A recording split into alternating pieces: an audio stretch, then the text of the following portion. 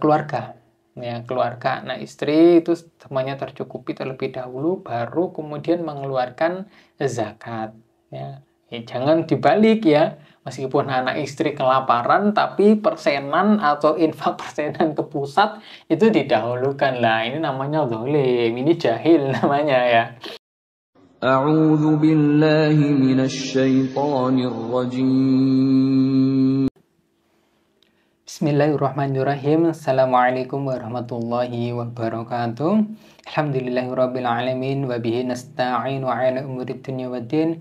Wassalatu wassalamu ala asrafil anbiya wal mursalin nabiyina Muhammadin wa ala alihi wa sahbihi ajma'in. Amma ba'du. Rabbi shrah li sadri wa yassir li amri wa hlul 'uqdatam min lisani yafqahu qawli. Rabbi zidna ilma warzuqna fahma waj'alna minas sholihin.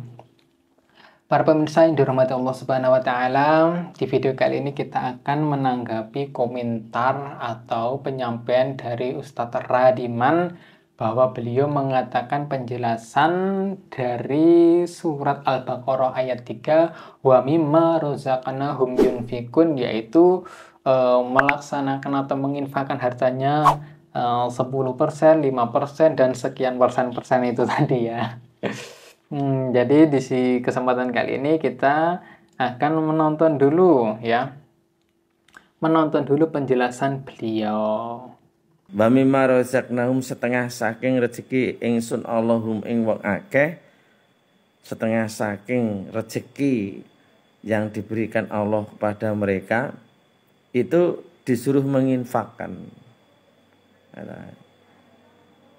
Makanya bisa dikategorikan setengah saking itu sebagian dari rezeki yang diberikan kepada mereka.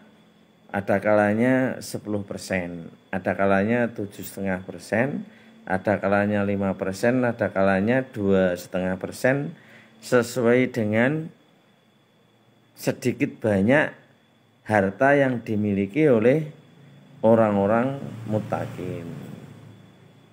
Inilah dalilnya kita menginfakkan harta benda kita, rezeki kita kepada sabilillah. Apabila mendapat untung, sebagian dari keuntungan itu diinfakkan di sabilillah, dibelanjakan untuk kepentingan sabilillah. Itu orang yang muttaqin. Tayyib, kita sudah menonton penjelasan dari beliau. Kemudian kita akan mencoba membaca tafsir dari surat Al-Baqarah ayat 3 tersebut ya. Kita pakai tafsir yang masyhur saja ya. Kita hanya membaca satu tafsir saja karena agar video ini tidak terlalu panjang, kita hanya membaca tafsir Ibnu Katsir saja.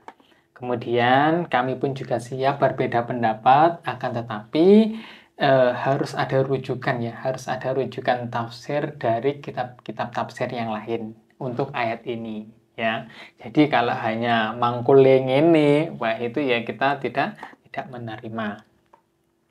Baik, kita akan buka tafsir Ibnu Katsir ya di dalam surat Al-Baqarah ayat 3. Langsung kita bacakan ya. Waqala Ali ibni Abi Tolhah wa ghairihi an ibni Abbas wa mimma razaqnahum yunfikun. Qala, berkata siapa? Ibnu Abbas.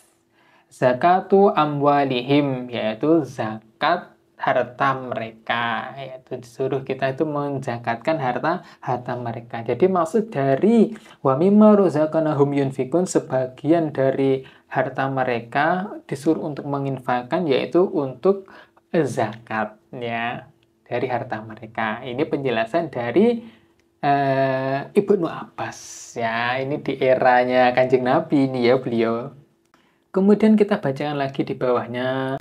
Qala, berkata siapa As-Sadi ya, an Abi Malik an Abi Shalih an Ibni Abbas an Marrah an Ibni Mas'ud wa an Anas min ashabi Rasulillahi sallallahu alaihi wasallam. Wa mimma razaqnahum yunfiqun. Qala, berkata siapa Anas ya, min ashabi Rasulillah.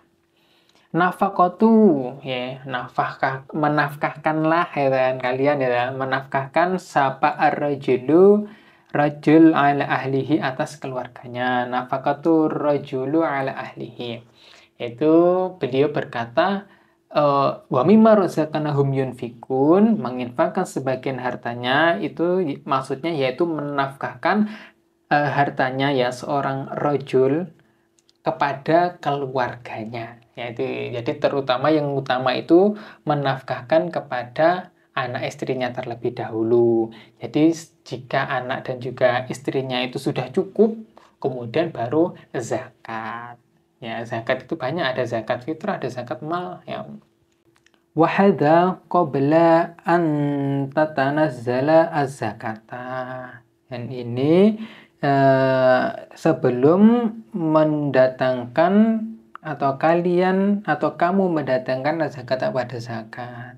Nah, jadi maksudnya sebelum kalian berzakat itu kalian harus mencukupi keluarga kalian terlebih dahulu ya. Nomor satu berarti keluarga. Ya, keluarga, anak istri itu semuanya tercukupi terlebih dahulu, baru kemudian mengeluarkan zakat. Ya, jangan dibalik ya. Meskipun anak istri kelaparan, tapi persenan atau infak persenan ke pusat itu didahulukan lah. Ini namanya zalim, ini jahil namanya ya. Apalagi itu ada cerita apa itu? Dulu pengurus itu pernah menyampaikan bahwa di rumahnya itu cuma ada bambu gitu kan, kemudian bambunya dipotong setengah, kemudian dijadikan tusuk sate, kemudian dijual untuk infak persenan ke pusat. Nah, ini padahal cuma punyanya seperti itulah, anaknya gimana? Apa nggak dipikirin? Kemudian yang separuhnya lagi tetap dibuat cagak itu apa tiang rumah. Kan ya kocak kan ya, lucu ini, pembodohan ini namanya. Lanjut ya, kita akan membacakan terus. Wa qala Juwaibir 'anid duha kanatin nafaqatu kurubatin, yaitu dan berkata siapa Jubair dari duha ya, ad-duha, dahulu nafkah-nafkah itu disebut sebagai bentuk pendekatan diri atau apa, kurbat atau kurubat ya, itu jamak dari kurbat ya, yang mereka lakukan kepada Allah. Yataqarrabuna biha ilallahi ala qadri maisaratihim wa juhdihim, yang mereka lakukan kepada Allah sesuai dengan kemampuan dan kesanggupan mereka. Hatta nazalat faraidus sodaqati, hingga turunlah kewajiban-kewajiban zakat ya. Sab'u ayatin fi surati Bara'ah mimma yuzkaru fihinna as-sodaqatu.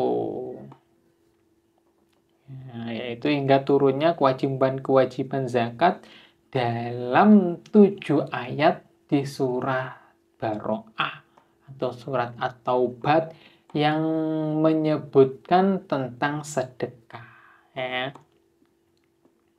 Hunna an-nasikhatu al-musbitatu ya, dan keduanya ini yaitu ayat-ayat itu tadi bersifat menghapus hukum sebelumnya sekaligus menetapkan hukum baru yang wajib. Ya, di sini juga dijelaskan bahwa kewajiban-kewajiban itu yaitu zakat. Jadi bukan apa jenenge namanya infak persenan ya. Kita lanjutkan ya untuk membaca tafsirnya. Wa qala Qatadah wa mimma razaqnahum yunfikun, maksudnya yaitu fa'anfiku mimma a'takumullah, yaitu maka belanjakanlah atau menginfakkanlah di jalan Allah sebagian dari apa yang Allah berikan kepada kalian. Hadhil amwalu awariyu wa wada'i'u indaka, harta-harta ini hanyalah pinjaman dan titipan di sisimu, ya ibnu Adam, wahai anak turun Adam, yushiku antufariqoha, ya sebentar lagi engkau akan berpisah darinya. Nah, kalau menurut Qatadah ini kita disuruh untuk membelanjakan harta kita itu di jalan Allah. Ini disabilillah ini. Wah, ini hampir mirip-mirip menyocoki penjelasan Jokam ya ini ya. No problem. Tapi yang penting maksudnya seperti ini, bahwa harta-harta ini hanya pinjaman dan juga titipan ya. Maka kita harus rajin untuk bersedekah. Baik, kita lanjutkan lagi di penjelasan yang lain. Waqtara Ibnu Jarir annal ayata ammatun fiz zakati wan nafaqati. Ibnu Jarir memilih pendapatnya bahwa annal ayata, bahwa ayat tersebut bersifat umum, amah, fiz zakati wan nafaqati, mencakup zakat dan juga zakat. Fa'innahu qol, ya, karena berkata siapa tadi namanya Jarir, wa awlat ta'wilati wa ahaquha bisifatil qaumi, takwilan, ya, takwilan yang pertama atau yang utama dan paling layak menggambarkan sifat mereka, yaitu sifat orang-orang mukmin. Ayakunul jami'il lazimi lahum fi amwalihim muaddina, bahwa mereka menunaikan seluruh kewajiban yang wajib atas harta mereka. Rupane zakatan kana zalik, yaitu baik berupa zakat au nafakotan, atau nafkah kepada anak dan juga keluarganya, anak istrinya ya. Yang kewajibannya itu ya, maksud dari bawi marosa kena hum yunfikun tadi, keluarga dan juga zakat. Mim lazimathu nafaqatuhu min ahlin wa iyalin wa ghairihim, bagi siapa saja yang menjadi tanggungannya ya, atau nafkahnya, yaitu dari keluarganya, wa iyalin atau anaknya, wa ghairihim atau selainnya. Kemudian miman yajibu alaihim nafaqatuhu bil qarabati wal milki, yaitu orang-orang yang wajib mereka nafkahi karena sebab bil qarabah atau sebab kekerabatan, wal milki dan kepemilikan ya, seperti budak ya kalau di zaman dulu ya. Wa ghairi dzalik, dan selain itu, selain budak dan juga kekerabatan tadi, li'annallaha ta'ala amma wasfahum wa madahahum bidzalik, karena Allah Ta'ala menyebutkan sifat mereka secara umum ya, dan memuji mereka atas sifat tersebut. Wa kullun minal infaqi was zakati iku mamduhun bih mahmudun alaih, dan baik infak maupun zakat ya, dari kesemuanya itu tadi, itu keduanya merupakan perbuatan yang terpuji dan dipuji atasnya. Jadi melaksanakan mendatangkan zakat atau menafkahi anak dan juga istrinya itu adalah perbuatan yang terpuji. Dan itu tafsiran dari wa mimma razaqana hum yunfikun.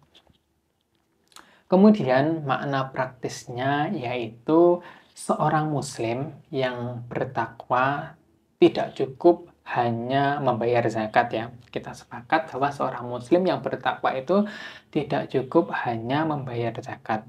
tetapi juga wajib memenuhi tanggung jawab sosial dan juga ekonomi atas orang-orang di sekitarnya. Sedangkan infak dan nafkah adalah ekspresi kepedulian dan keimanan yang lebih luas. Ya.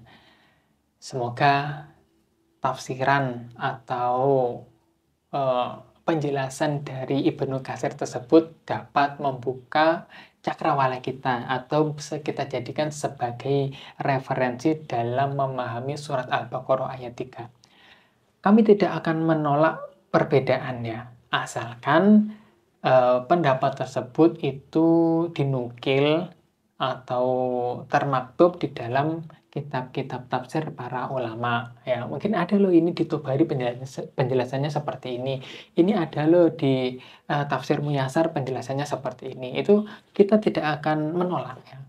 Akan tetapi jika ada penjelasan seperti yang dijelaskan oleh Bapak Radiman bahwa ayat tersebut itu dimaknai atau dipahami atau dijelaskan dengan menginfakkan sebagian hartanya itu 10%, 7,5%, 5%, dan juga 2,5%, itu mangkul dari siapa? Ya, itu dinukil dari kitab apa atau ditulis di kitab apa? Mungkin jika Bapak Radiman menonton video ini bisa komen di kolom komentar, atau saudara-saudara juga yang menonton video ini juga bisa ikut komen di kolom komentar ya. Baik, cukup sekian di video kali ini ya. Semoga penjelasan dari kitab Ibnu Tafsir ini bisa menjadi wasilah ya, bisa menjadi wasilah bahwa saudara kita yang menonton video ini bisa semakin tercerahkan atau terbuka pemikirannya ya. Syukran ala ihtimamikum, jazakumullahu khairan wa barakallahu fikum. Wassalamualaikum warahmatullahi wabarakatuh.